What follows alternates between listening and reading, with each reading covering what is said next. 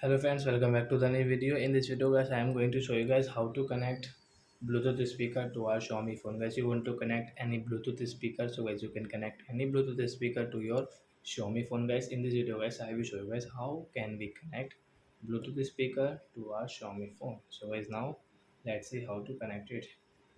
So first of all guys, open your phone setting to connect Bluetooth speaker. Then guys, you can see your Bluetooth settings. So guys, tap here. Then guys, on your guys Bluetooth speaker. So guys, first button guys, press, it will on it. And guys, second guys, you can see your Bluetooth. So guys, press here. As you can see this volume and guys this call. So we will on it and guys on your Bluetooth guys now.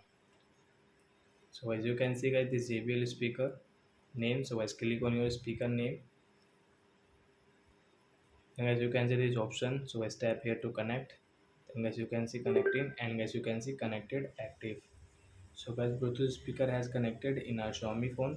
Then guys, you can use it while listening song at your home. So I hope friends you have understood how to connect Bluetooth speaker to our Xiaomi phone. So that's it guys. Thanks for watching.